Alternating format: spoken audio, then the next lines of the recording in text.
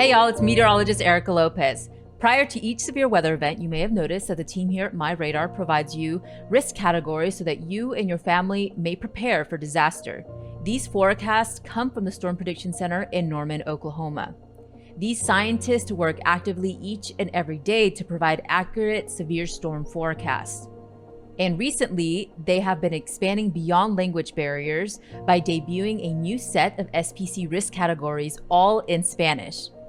I am so excited to have Joseph Trujillo-Falcón with me here today. You might recognize him as a contributor to our MyRadar en Español platforms.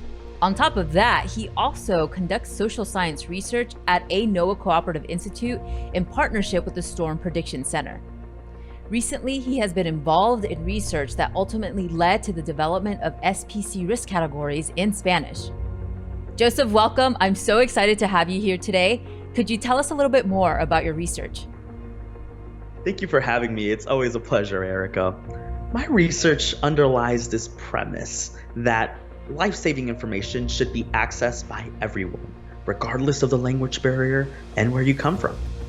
Here at the University of Oklahoma, I specialize in bilingual risk and crisis communication, particularly how U.S. Spanish speakers receive, comprehend, and respond to different severe weather threats.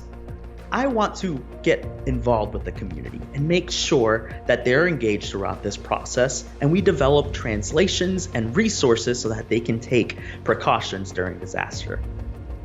Wonderful. Joseph, you're doing very important work. Let's talk about the new Spanish SPC risk categories. How did your team go about developing this and the recommendation for these new Spanish SPC risk categories? So all of our recommendations are research driven. This process began 3 years ago when we started noticing trends among the bilingual enterprise, because SPC released risk categories in Spanish back in 2015. But what we were realizing is that there was inconsistency across the board with how practitioners like broadcast meteorologists, emergency managers, et cetera, were using it in their communication. We were noticing that people were using different varieties of the same word, because when you translate a word from English to Spanish, sometimes a direct translation might not mean a relevant translation. And so we wanted to understand that process a little bit better, and we collaborated with linguistic experts from Penn State University to understand the impact of how dialects or the regional varieties of Spanish would affect how we translate risk messaging going forward. Of course, we did find that the translations back in 2015 did not communicate that urgency. And so we provided recommendations based on that premise so that the risk categories in Spanish also communicated that same level of urgency and meaning than the English ones did.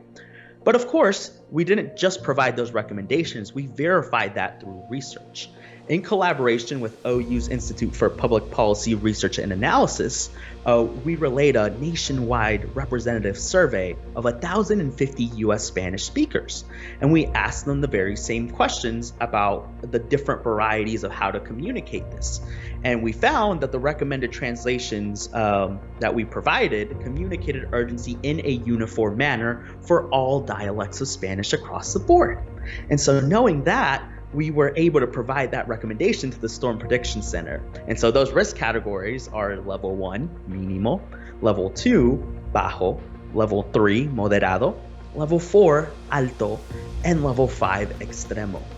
Congratulations, Joseph. It's very important research that you are conducting. And you know, social science, it just goes to show, is very important to our science of meteorology. So my final question is, what's next? What are you looking forward to in the future? You know, an important acknowledgement to make is that translation is only the first step in engaging multilingual communities. We have to learn more about what holds them back in disaster preparedness overall. That is also language, but it can also include things like culture and things related to their origin countries. For example, for many Spanish speakers, you can translate the words and the warnings, but if they've never experienced the hazard before, they might not know the true implications until it happens to them. And so a lot of these are big challenges ahead, but we look forward to collaborating with different agencies, such as the Storm Prediction Center and the National Weather Service, to make sure that we can engage with these groups in the future. So it's not just about releasing these surveys, but also going into the communities and having genuine conversations with them about how we can make our nation an overall weather-ready nation going on into the future. And Erica, I look forward to doing a lot of stuff here in MyRadar too, to expand our communication in more than just one language so that more people can be prepared during disaster.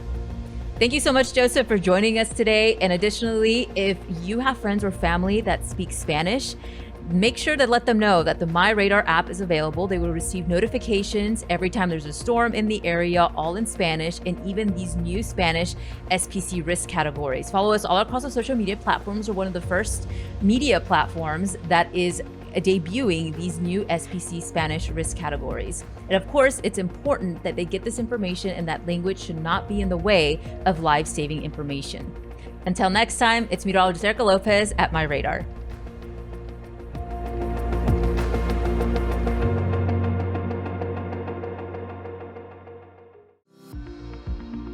Follow MyRadar on social media: Facebook, Twitter, Instagram, and YouTube.